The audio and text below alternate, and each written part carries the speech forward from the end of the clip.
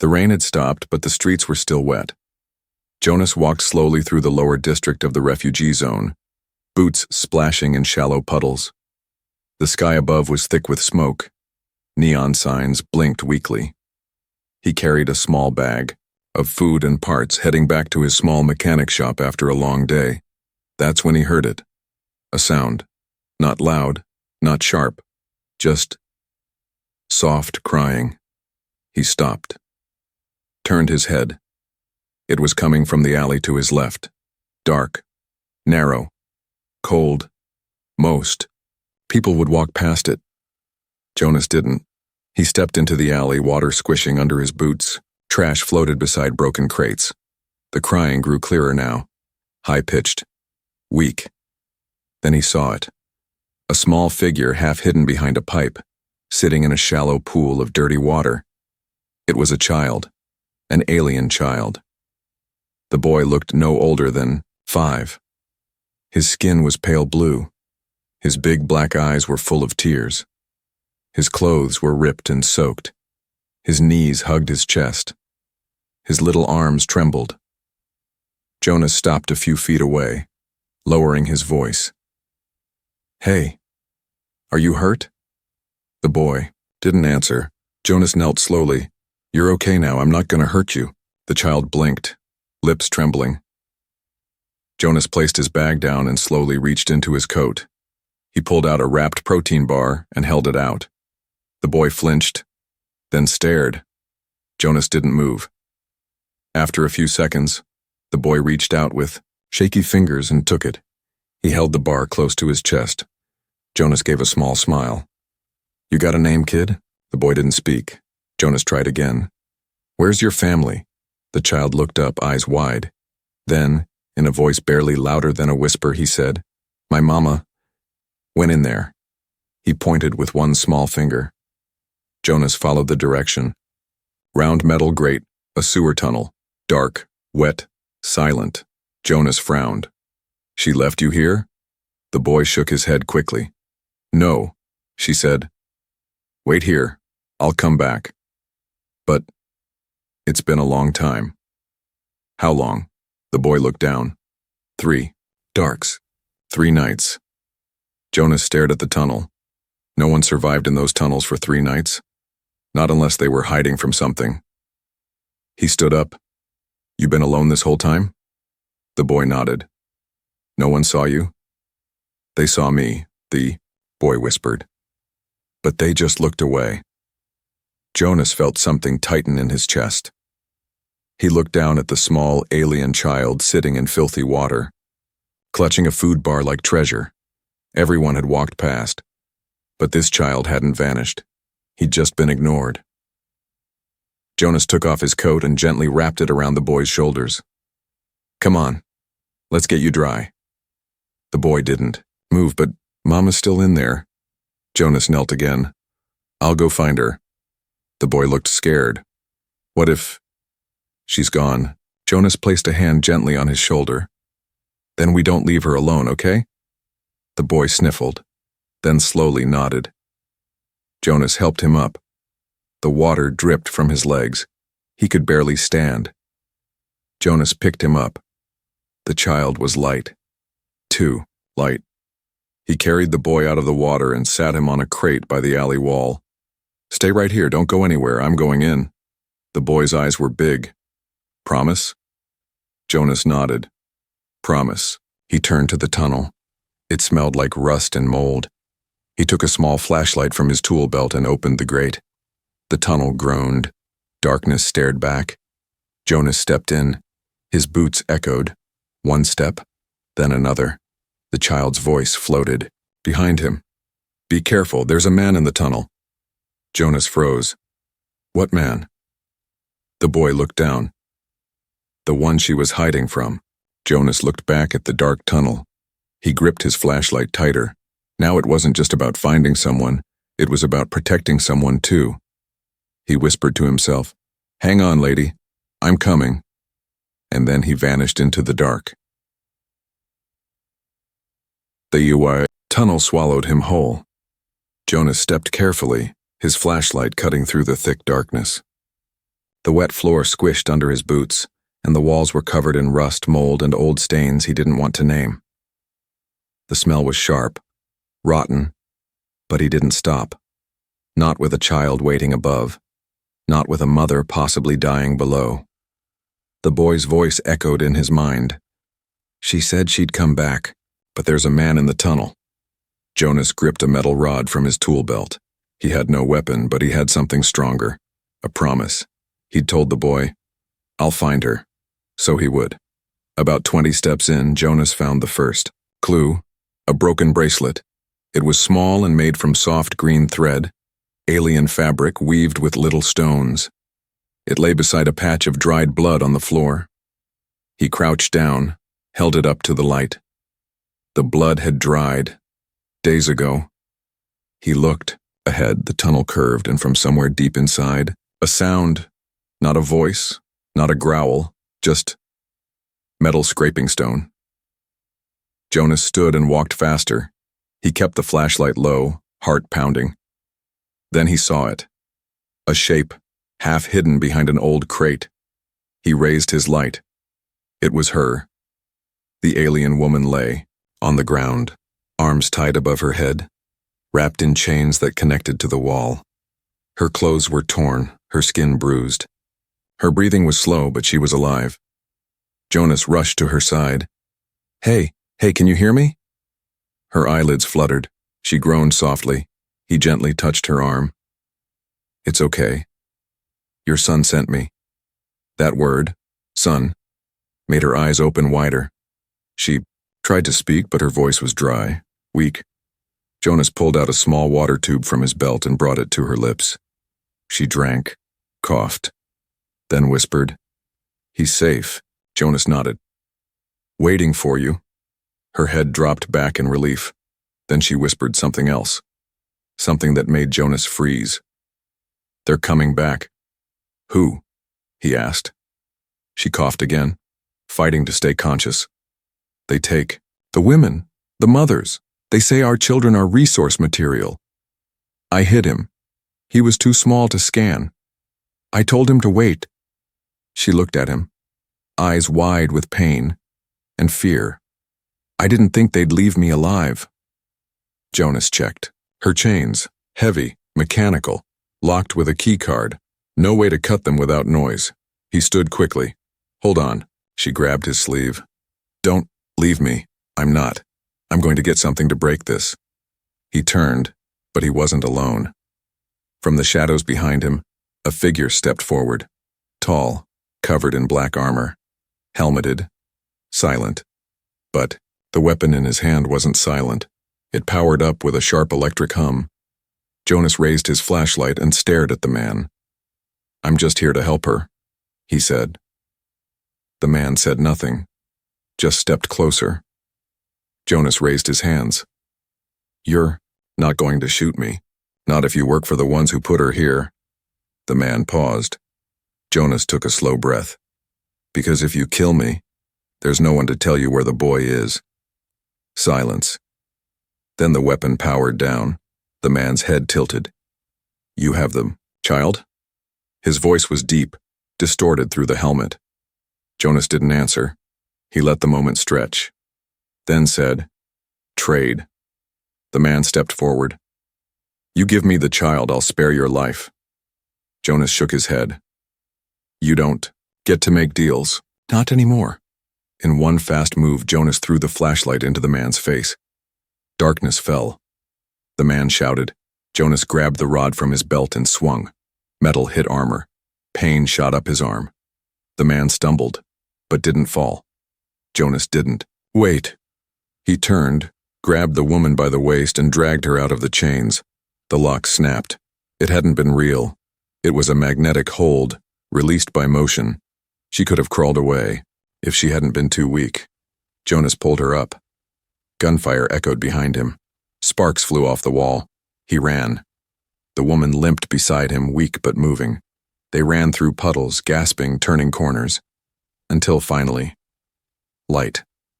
He kicked open the sewer grate. The boy gasped from the crate where he waited. "Mama." He jumped down.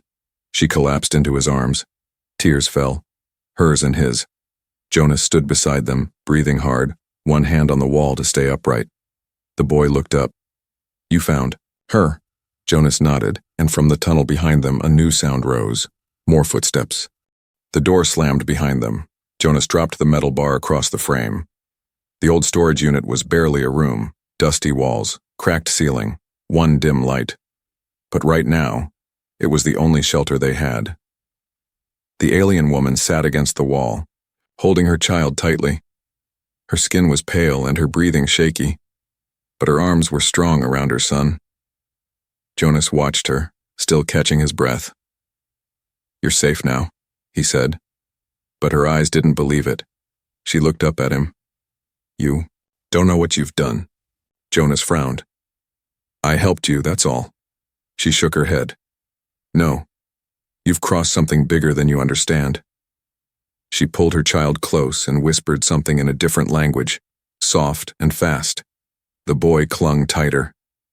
Jonas stepped closer. "Who were those people? Why were you chained like that?" The woman hesitated, then spoke slowly. "Because I refused to give up my child." She looked Jonas in the eye. "They call it a harvest program. They offer shelter to desperate refugees, then take the children. The ones who are young, unmarked, untouched by war. They say it's for science, for repopulation projects." She gritted her teeth. "But they lie." Jonas's jaw tightened. "How long's this been happening?" She looked down. "Years. Maybe more. Why doesn't anyone stop it?" She gave a bitter laugh. "Because they don't see us as people. Only numbers." Jonas sat down across from her. "What's your name?" She paused, then spoke, voice low. "Thera." Jonas nodded. "And your son?" She looked at the boy who had fallen asleep in her arms. "Kel." Jonas reached into his pocket and pulled out a small energy packet. "Here. It's not much, but it'll warm you both." She took it with a nod of thanks, pressing the heating pack between them. Then her face hardened again. "You shouldn't have followed his cry." Jonas blinked. "What?" "You should have walked away like everyone else." Jonas leaned back, arms crossed. "I don't do that." Thera narrowed her eyes. "You will now. If they saw your face, if they scanned your ID, you're marked. They'll come." Jonas stayed silent for a moment, then asked, "What if we ran?" I've got a small ship, nothing fancy, but it flies." Thera looked exhausted. "They'll find us. They track everything, smell, heat, breath pattern. Then we outsmart them." She shook her head. "You don't get it? You're not like us. They'll warn you once, maybe even offer you money, but if you don't hand us over..." She trailed off. Jonas finished her sentence. "They'll kill me." Outside, thunder rolled low in the sky. Jonas stood and walked to the broken window, looking out. He saw shadows moving in the street. Too calm, too steady. Not police, not guards, hunters. He turned back. "You said they take the children. What happens to the mothers?" Thera's eyes filled with tears, but they didn't fall.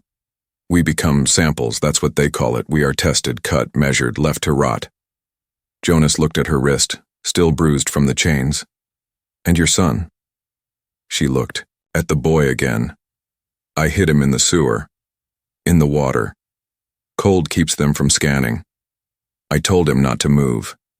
He obeyed. He waited." She smiled a little. "Even when I didn't come back." Jonas paced the room. "We have to move. Now." Thera didn't argue. She gently lifted Kel, still sleeping, and wrapped him in her arms. Jonas reached under a loose floorboard and pulled out a thin gray coat and a fake ID chip. "Put this on. The chip will mask your scent and heat. Won't last forever, but it'll get us through the first gate." Thera nodded. "Why are you helping us?" she asked. Jonas paused, then answered quietly. "Because no one helped my sister." She tilted her head. Jonas didn't explain. He just opened the door. The street was dark but quiet. Too quiet. "Stay close," he said. Thera stepped out holding Kel. Jonas followed, metal rod in hand, coat tight, heart steady. He didn't know where the path would end. But he knew one thing. He wouldn't let them cry alone in the dark again. The air outside was thick, too still, like the street itself was holding its breath. Jonas pressed his back to the wall and scanned the alley. Trash bins, rusted metal, a flickering light overhead. Then he saw it, a shadow, moving on the rooftop, fast, watching. "Keep your head down," Jonas whispered. Thera held Kel tighter and nodded. They started walking. Not fast, not slow, just normal. That was the trick. Don't look scared. Don't run. Don't give them a reason to shoot. The gate to the outer zone was 2 blocks away. Jonas had a small transport parked near a scrapyard past it. If they could reach it, they could vanish into the lower orbit lanes, but first, they had to pass the scanners. He turned to Thera. "When we reach the checkpoint, don't speak. Let the chip do its work." Thera looked pale. "If it fails?" Jonas looked ahead. "Then I fight." They moved down the street. Kel's small head rested on her shoulder. His eyes opened slowly. He looked up at the sky, then at Jonas. "Are we going to the stars?" he whispered. Jonas gave a soft nod. "That's the plan." A small smile appeared on the child's face. "Can we bring Mama too?" Thera let out a quiet breath. Jonas smiled. Of course. The gate was close now. Jonas could see the glowing scan posts, tall and silver. 2 bored guards stood beside them, both in gray armor. Behind the gate, freedom. Beyond that, stars. But between them, danger. "Let's go," Jonas said softly. They walked forward. The scanners buzzed as Jonas stepped through. Green light flashed. As he turned back. Thera stepped through, holding Kel close. The scanner paused, buzzed again. Yellow light flickered. Jonas's heart stopped. Then, green, pass. He exhaled slowly. They made it. But behind them, one of the guards raised a comm.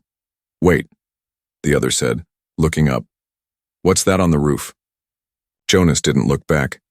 "Keep walking," he whispered. They moved faster now, turned the corner. Didn't run, not yet. Then the sound came. "Alert! Target escaped. Lock down gate 12. Jonas grabbed Thera's hand. "Run!" They sprinted. Boots pounded behind them. Shouts filled the air. Sirens flared.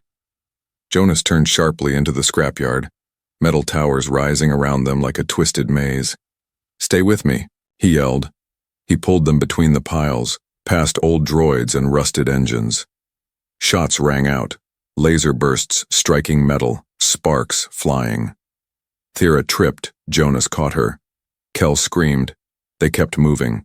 At the far end, hidden behind a half-crushed shuttle, Jonas's old cargo speeder sat waiting. Dusty, but alive. He slammed the door open. "Get in." Thera and Kel climbed in fast. Jonas jumped in, started the engine. It sputtered, then roared. He hit the thrusters. The speeder lifted. Guards reached the edge of the yard, firing, but Jonas turned hard. The speeder shot upward, crashing through, a sheet of old metal and into the sky. Silence fell inside the cabin. Thera held her son close, shaking. Jonas kept flying, eyes fixed on the stars ahead. After a long moment, he said, "That was too close." Thera looked at him. "Why do you keep risking everything?" Jonas didn't answer at first, then he said, "Because someone has to." They reached the edge of the lower orbit zone. Jonas activated a false ID code, one of his old smuggler tricks. A soft chime confirmed it. They were in the clear. For now. Kel looked out the window. "Is that space?" Jonas smiled. "Almost." Thera looked down at her bruised arms, then out at the stars. She whispered, "You've given us something we never thought we'd see again." Jonas raised an eyebrow. "What's that?" She looked at her son, sleeping safely in her lap, and said, "A second chance." The stars outside were silent. Jonas flew the speeder ship through empty space, guiding it toward a hidden station between trade routes. No signs, no maps, just metal and shadows. floating where law couldn't follow. They called it Hollow Rock, a place where no questions were asked, where you disappeared if you had the credits or the courage. Thera sat in the back, her son asleep in her arms again. She hadn't said much since they escaped. Jonas glanced at her. "You okay?" She nodded slowly. "I still feel like we're being followed." Jonas checked the radar. Nothing behind us. But Hollow Rock isn't safe either. We land, get what we need, and leave. Fast. She looked out the window. "Where will we go?" Jonas paused. "Somewhere no one's crying in sewer water." The ship docked at a small metal bay. Rust covered the walls. The air outside was thick and smoky. Jonas put on his coat, opened a hidden compartment, and handed Thera a gray scarf. "Cover your face. They'll think you're just another traitor." She nodded. He tapped a button and the doors opened. Outside, the Hollow Rock buzzed with quiet danger. Aliens from all over the galaxy moved through the narrow steel corridors, selling, stealing, surviving. Jonas knew this place too well. It was where he used to come when he had nothing left to lose. He led them through a side tunnel. Down, then, left, into a dark metal room with blinking lights and one old alien sitting behind a desk. "Shiv," Jonas said. The old alien looked up. His eyes were green slits, his voice was rough. "Jonas, thought you were dead." "Not yet." Shiv leaned forward. "What do you want?" "New IDs. Fast ship. 2 passengers." Shiv looked past him, saw Thera and Kel. "They look hunted." Jonas didn't blink. "They are." Shiv sighed. "Danger follows you like stink on fuel." He tapped on the screen. 5,000 credits. Jonas shook his head. "I've got 3, and I saved your life on Raxa 5, remember?" Shiv grunted. "Fine, 4. Old favors don't pay my rent." Jonas handed over a chip. Shiv slid it through his reader, then said something strange. "You know, someone else came asking about a blue-skinned woman and a child." Jonas's eyes narrowed. "Who?" Shiv leaned back. "Didn't ask. Didn't tell." Jonas's hand moved to the metal rod at his belt. "Shiv, if you sold us out—" "I didn't," the old alien snapped. "But if I were you, I'd get moving. Someone out there wants her badly." They left fast, through back halls, toward a hangar bay where Shiv's old ship waited, a rusty but working long-range flyer with fresh fuel cells. Jonas opened the hatch. Thera climbed in with Kel. He turned to follow, and froze. Across the hangar, a black armored figure stood, helmeted, watching, just like the one from the tunnel. Jonas stepped forward. The figure didn't move. Jonas raised his voice. "You followed us all the way here?" The figure lifted a small device. It blinked red. "A tracker." "You brought her to the edge of freedom," the voice growled.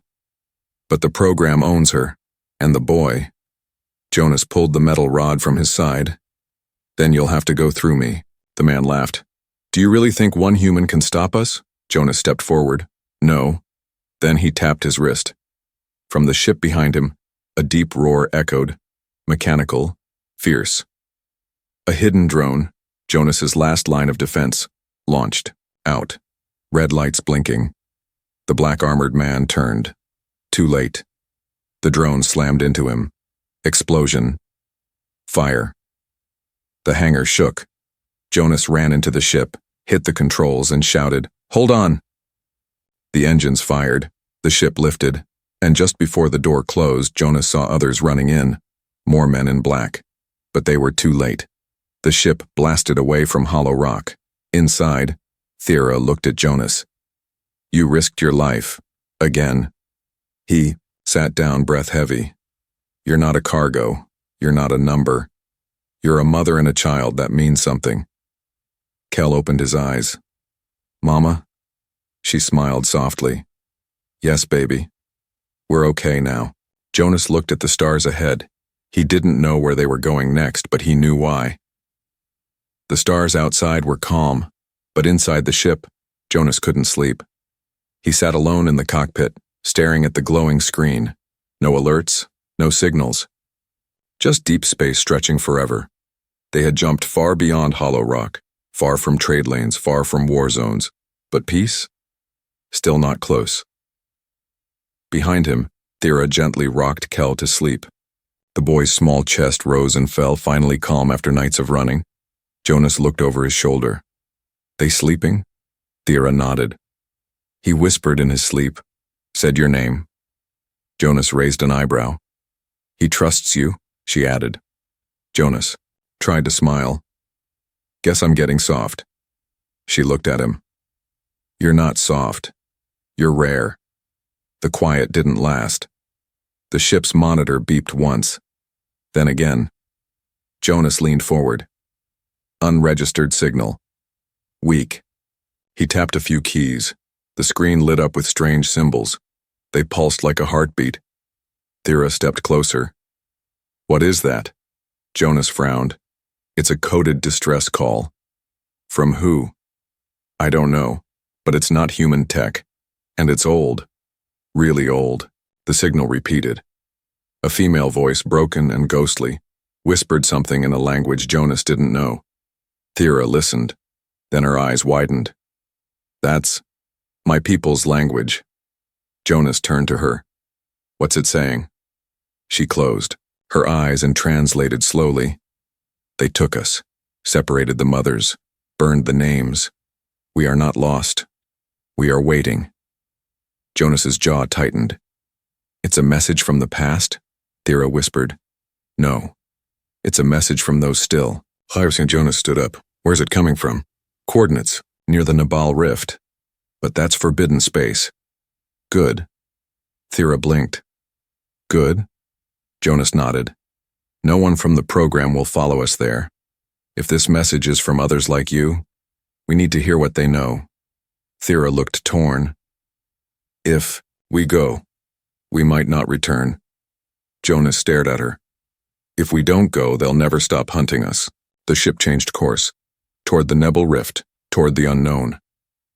For hours they floated through black clouds and sharp gravity fields. The stars thinned out. The signal grew stronger. Until a ship appeared, old, broken, but alive. It floated near, a dead moon, lights flickering weakly. Jonas approached slowly. A voice crackled over the comms. State your purpose, Jonas answered. We followed your signal. We have a mother and child. They were targets of the Harvest program. Silence. Then, dock, slowly. No weapons. Jonas obeyed. The ships connected. A door opened. Inside waited 5 alien women, all scarred, all armed. Their leader stepped forward. Her skin was cracked like glass, eyes glowing faintly. She looked at Thera, spoke a word in their language. Thera nodded, eyes wet. Then the woman turned to Jonas. You are human. You helped her? Jonas nodded. Why? He answered simply. Because no one else did. They led the group inside. The ship's halls were cold, but full of soft lights and quiet whispers. Other children peeked from behind doors. Small, alien, wide-eyed. Jonas realized this wasn't just a ship. It was a shelter, a secret place for the forgotten. They entered a wide chamber. Screens filled the walls, showing maps, files, intercepted codes. The leader pointed to one. This is what you need to see. Jonas stepped closer. His face turned pale. Dozens of human, names, photos, fingerprints, even his Thyra stepped forward. What is this? The leader spoke. The program doesn't just take children. It marks anyone who helps them, including humans. Jonas stared. My name's on that list. Yes, she said. They've been watching you since the day you picked up that boy. Jonas felt cold. This is bigger than I thought. The leader nodded. But knowledge is power. And now you know. Kel peeked out from behind Thera. The alien leader knelt. To him, you're safe here, child, for now. Then she looked at Jonas. You've done something no other human has in years. What's that? You didn't walk away. Jonas sat in the dark, staring at the stars beyond the cracked window of the old alien ship. He could hear the children laughing softly down the hall. Safe. For now. Thera stood behind him, holding Kel's small hand. But her face wasn't at peace. It was focused, worried, ready. The alien leader entered the room. Her eyes glowed faintly and her voice was steady. "We intercepted another signal," she said. "They're coming. 10 ships. Military." Jonas nodded slowly. "So they know where we are?" She nodded back. "Your ship's old tracking system was pinged the moment you jumped into the rift. They let you come. They wanted to see who else was hiding." Jonas clenched his fists. "Then they'll find us ready." The leader looked surprised.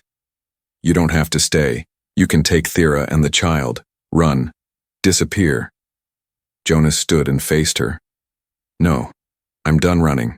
You said it yourself, knowledge is power. Then let's use it." She stepped closer. "And fight?" "Yes." He looked at Thera.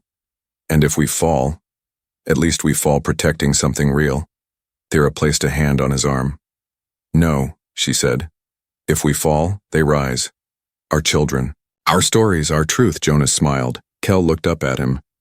"Will there be fighting, Jonas?" Jonas knelt down. "Maybe. But you won't be part of it. You'll be safe. I promise." Kel nodded quietly, then hugged him. "I'm not scared anymore." Preparations began. The shelter ship turned into a fortress. Old defense drones were reactivated, wounded. Mothers stood guard with blasters, ready to defend what little they had. Jonas worked side by side with them, fixing shields, running power to failing lights, reprogramming the last few auto turrets. It wasn't much, but it was hope. And that was more than they had yesterday. As the enemy fleet neared, a quiet stillness fell. The children were hidden in deep core chambers. Thera helped them stay calm. The alien leader stood on the bridge beside Jonas. "They're hailing us," she said. Jonas folded his arms. "Let them talk." A voice filled the room, cold, robotic, familiar. "Return the marked female and child, and the human or this vessel will be erased." Jonas leaned forward and pressed the comm. "You want us?" Pause. "Yes." "Then come get us." They attacked within seconds. Lasers lit the black sky. The shelter ship shook, but it held. For now. Inside, Jonas ran through the halls, repairing shield lines, helping one mother carry her wounded sister to safety. He saw fear, but also something stronger. Unity. They weren't victims anymore, they were fighters. On the bridge, Thera took the comm, her voice was calm. "This is Thera of the broken chain. You hunted us. You caged us. You called us weak." She looked at Kel. "But today, we stand." She pressed the mic off. The alien leader smiled faintly. "You speak like a queen?" Thera shrugged. "No, like a mother." The enemy boarded. 2 black-armored soldiers forced their way into the docking bay, but Jonas was waiting. He hit the EMP blast. Their suits sparked and shut down. They collapsed. Unmoving. Jonas tossed the rod aside and whispered, "Not today." Hours passed. The fight pushed them to the edge, but something unexpected happened. Help came. Old ships from other forgotten refugees, mothers, fathers, survivors, jumped in. Small. Weak, but together, strong. They had been watching, waiting, and Jonas's signal sent just before the attack had reached them. The enemy fled, their pride shattered, their plan broken. And in the end, no one died in the children's chamber, not one. Later, Jonas stood at the edge of the old hangar. Thera stood beside him, arms wrapped around Kel. The alien leader approached. "You changed everything," she said. Jonas looked up at the stars. "No, we did." Thera reached out and held Jonas's hand.